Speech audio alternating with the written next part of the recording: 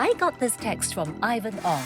He's a business owner whom I spoke with regarding US President Donald Trump's move to impose tariffs on its trading partners. Because just 2 days after we spoke, this happened.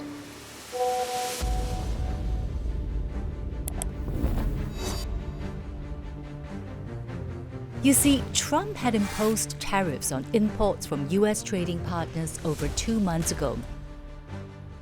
But in late May, a federal court blocked the attempt.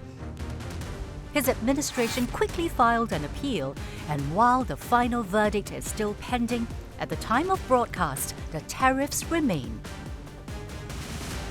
In this episode, I'm going to break down what Trump's latest tariffs are all about and tell you how your life may be affected by it.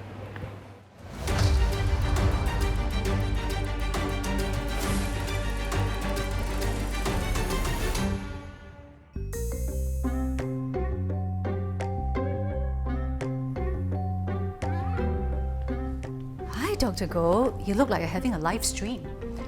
Yes, I wish. Then business would be good because the prices of some of these goods which are made in China is likely to drop in light of the US tariffs. Wow! This is Goh Jing Rong. He's been monitoring the prices of goods because he wants to save more for his holidays.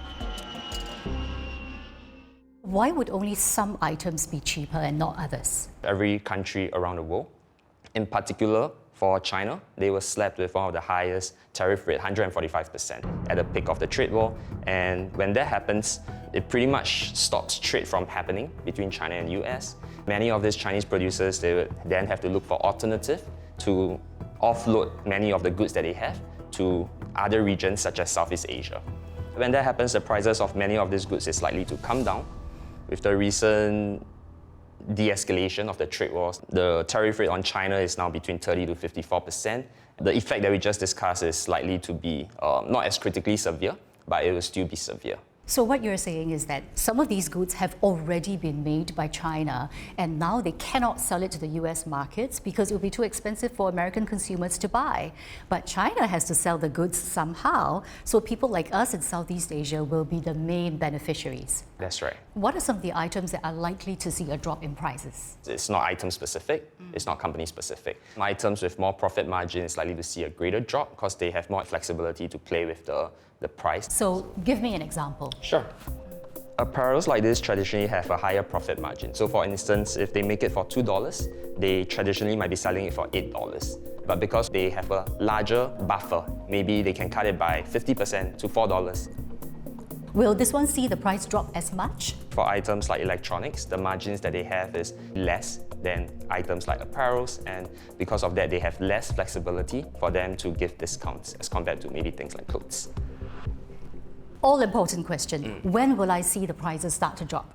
I'll say towards the end of 2025, so around Christmas. How long will the cheaper prices last? I'll expect the cheaper prices to last to perhaps May 2026. Thereafter, we're likely to see prices actually go up, even higher than what we see today. Why will the prices go back up?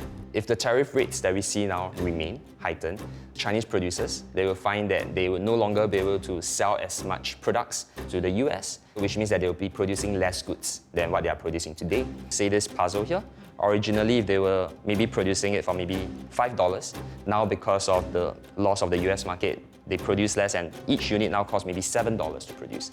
So the fate of my hairdryer depends on Trump and Xi Jinping.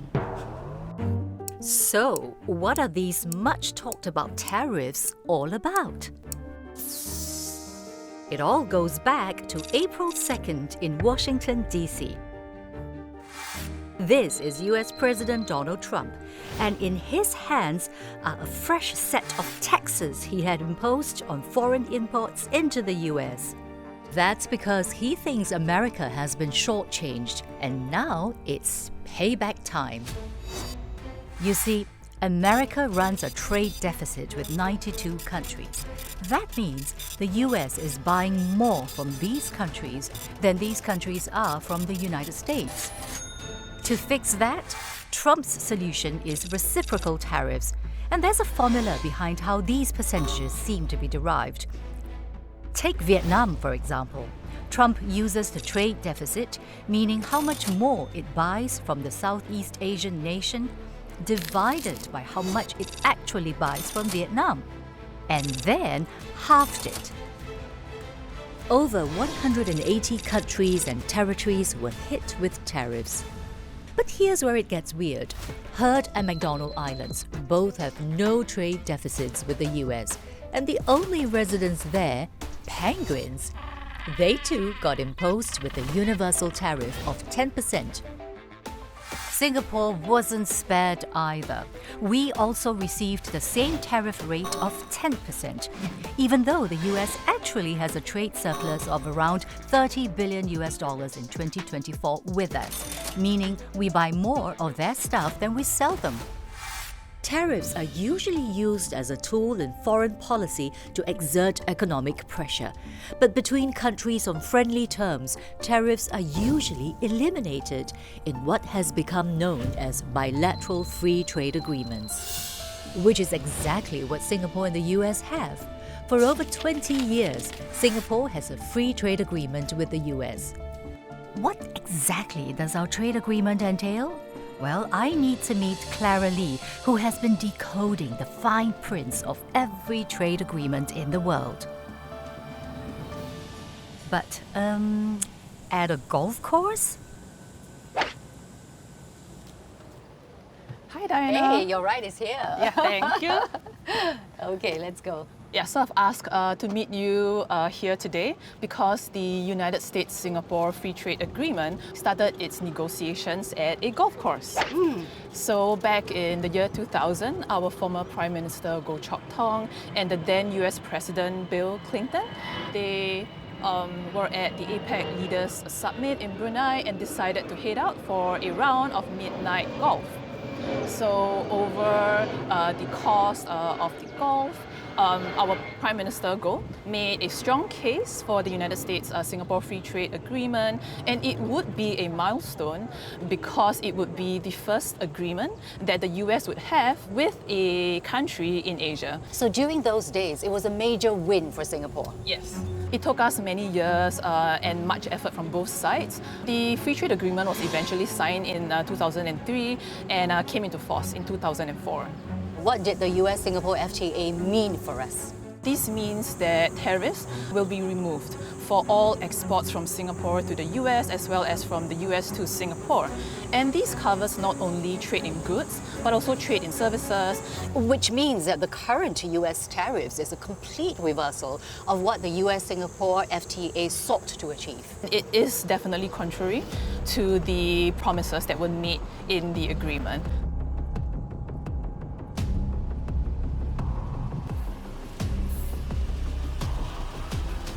Why would they do this to a friend? So even for the closest friends and allies of the US, like Canada, they were actually the first to be on the receiving end of American tariffs. So we are not really like the bestie. We are just like a good friend, but they already did that to the bestie, right? So what more us? Is there any recourse? Is there anything that we can do to, for want of a better word, complain? There is a provision for Singapore to actually bring a case to the World Trade Organization and to go through its dispute settlement mechanism to dispute the tariffs that the US has imposed on Singapore. But that will take a while. So since Singapore has a trade surplus with the US, why even impose that 10% baseline tariff on us? So there is the worry from the US point of view that goods will be routed through third-party countries to take advantage of the tariff-exempt countries of origin. So in a way, it's like carpet bombing. You just bomb everything and everyone just so that no one gets away with it. Yeah. Trump's tariffs have thrown the world into a flux, but he would later hit the pause button, causing a surge in businesses rushing to offload their goods to the US. No matter what price, they want their containers to be moved to the US. Congratulations, man. It must be a good period for you as well.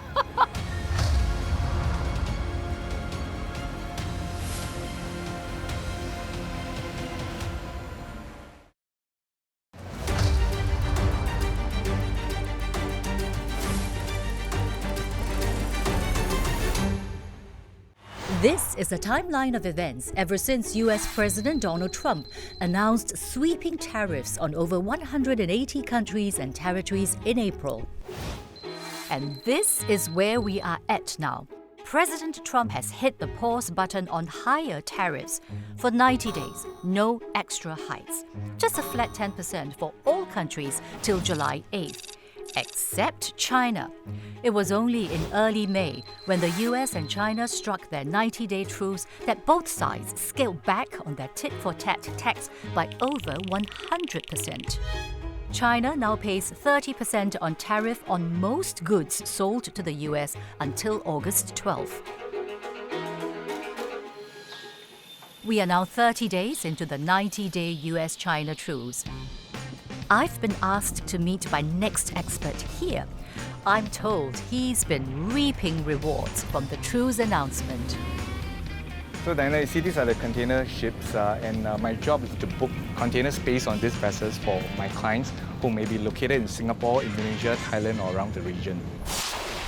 Thomas Ho acts as the middleman between businesses who want to export their goods and the shipping company that helps them move the goods.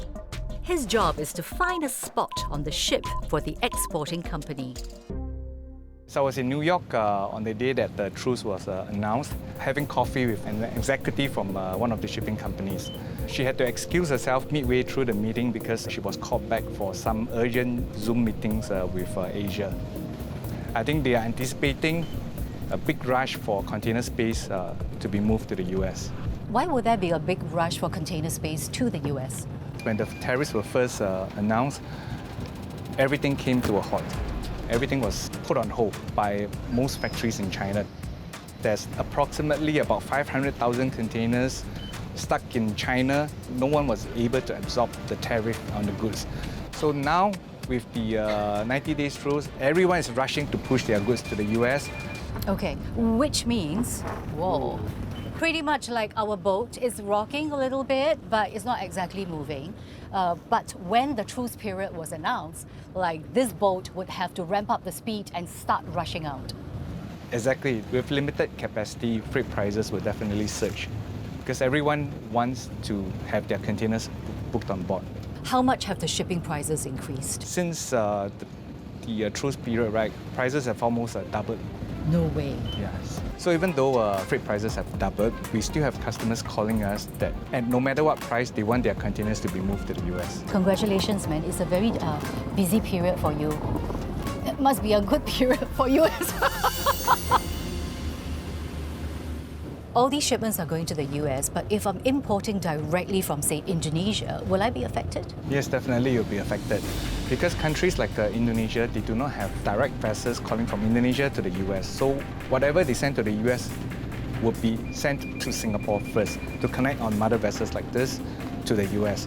So if you have goods shipping from the US for the Singapore market, you're fighting for the same space and you will have to pay higher prices. I think the incremental costs will be passed on to the consumers ultimately.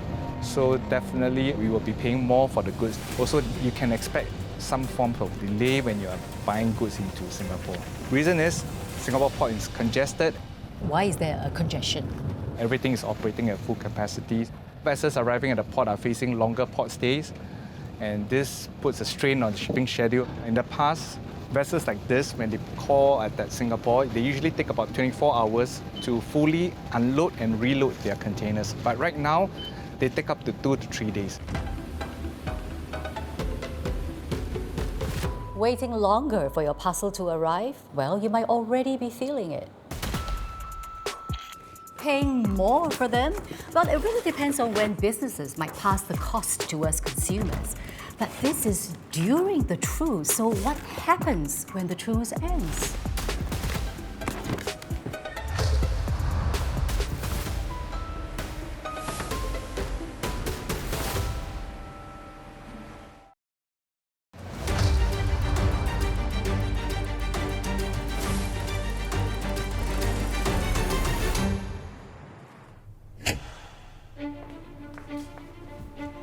In April, Trump hit the world with higher tariffs, but within a day, he flipped the switch off. announcing a 90-day pause on higher tariffs and implementing a flat 10% tariffs on all countries except China. For China, the switch stayed firmly on, with tariffs surging to as high as 145% at one point. And then in May, another flip. A 90-day truce was announced between the US and China. For now, China's tariff sits between 30 and 54%. Hi, Diana. Hello, Hi. Ivan. Nice to meet you. Nice to meet you. Let me show you around the office. Yes. Yeah. This is Ivan Ong, a local businessman who's been reeling from Trump's on-again and off-again plans. Basically, we manufacture our product in China and then we import it directly to the US. So, for example, this is one of our bestseller. It's a baby wrap carrier for the baby. How many percent of your goods are actually sold in the US? It's about 88% of our business is from US. Yeah. 99% of our goods is manufactured in China. In fact, when the tariff was announced, I think the first word that came to my mind was xiao liao already. We are like stuck between these two gentlemen fighting among each other, like kids play, you know. I don't friend you, you don't friend me. You know, maybe next week they're going to say we're going to be friends again. How many times have you had to change your business plan every time President Trump makes an announcement? At this point in time, because there's so many uncertainty, we have actually given up planning. It makes us not sure whether we should be hiring or we should be launching more products or we should be ramping up our growth. It throws the plan like all over the place. So it boils down to the uncertainty. For example, I would go to your factories in China, except that by the time we get back here, maybe the tariff situation would have changed already and we won't have a show anymore. Yeah, correct. In fact, when the tariff was announced, navigating the custom regulation in the US was a mystery. We actually had to use ChatGPT to try to decipher for us the exact meaning.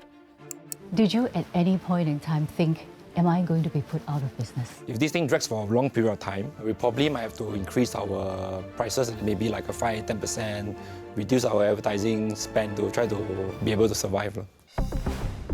Ivan is not the only one thrown into flux. Since the announcement of US tariffs, there have been reports of businesses possibly being on life support mode and shelving expansion plans amidst the global economic slowdown. The last time the US imposed sweeping tariffs was in 1930 under the Smoot-Hawley Tariff Act. It was meant to protect American industries during the Great Depression. But other countries hit back with tariffs. Within just 8 months of the tariffs taking effect, America's trade fell by over $1 billion compared to the year before. Correspondingly, between 1929 and 1934, world trade plunged by 66%. Unemployment rates climbed in the US, further worsening the dire economic crisis. Selena Lay has spent the last 2 decades analyzing the financial markets, which is why she's been so swamped with dishing her insights that the only window she could spare us, her lunch break. So Diana, let's use our lunch to try and illustrate the impact of tariffs on the global economy. Okay. So imagine I was initially prepared to do 5 bowls of investments, but because of tariffs and the uncertainty, I'm only going to give you 2 bowls of investments. Oh, okay. And for the rest, I may just put it aside. Investors may choose to be keeping cash on the side and wait and see rather than putting it into investments right now, because investors see tariffs coming, so there's a bit of that de-risking. So with fewer investments, what does it mean for me? It means that the new foreign direct investments are not coming, the factories are not being set up, and the new hiring is not taking place. Because if the companies are not doing too well, maybe the company will pay less bonuses, they may adjust wages. So that's going to kind of create this mindset of, should we tighten our belts even before the wage cuts or the retrenchments come on stream, right? Maybe in the past we would have 2 meat dishes and 3 vegetable dishes, but if I'm worried about my job, maybe I should cut down and keep the vegetables. So what is the worst that can happen? Well, imagine if US growth is slowing down because of tariffs, people are uncertain, businesses are holding back, China's growth is slowing because they're getting tariffed quite heavily by the US. Europe is slowing because they're also facing tariffs. So generally the whole world is slowing down, right? When there are signs of trouble with the global economy, we feel it first because trade is the lifeblood of the Singapore economy. Then generally it means more lackluster growth. What about jobs? The unemployment rate is still very low. We don't see wide-scale retrenchments or layoffs, but there's kind of like the sense of potential cloud that's looming over the labour market. Fresh graduates coming in the market may take a little bit longer to find jobs, especially permanent full-time jobs, because they don't have the experience and they are just coming into the market. President Trump's tariffs are part of a larger America First policy, which prioritizes U.S. economic interests and citizens' welfare, often with a reduced emphasis on global cooperation. So beyond trade, what does this mean for you and me?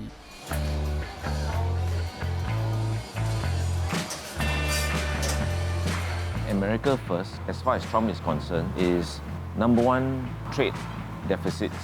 So placing America's interests first means that we have to fix these deficits. Number two, immigration. This is Professor Joseph Liao. He's about to reveal the wider impact of President Trump's twists and turns.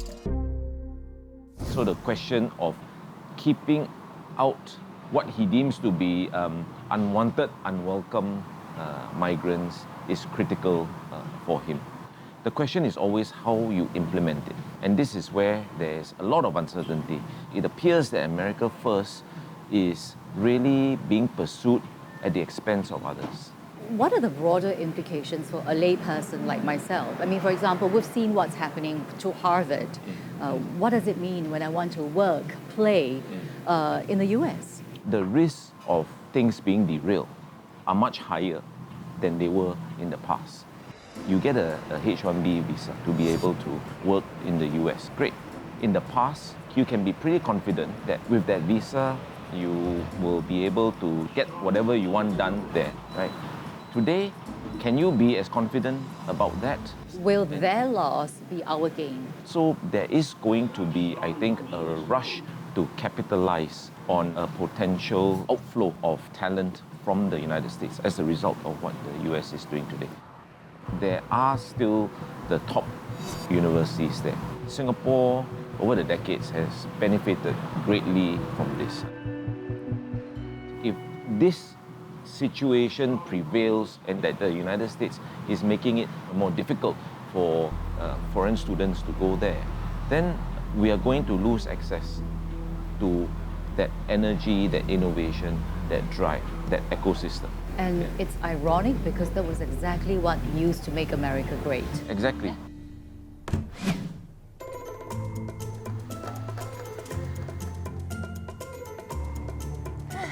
For now, we can only sit and wait for the results of Trump's appeal to keep the tariffs he announced on 2nd April. But amidst all the uncertainty, one thing is clear. If history is anything to go by, higher tariffs did not benefit the US, and neither will they benefit the rest of us.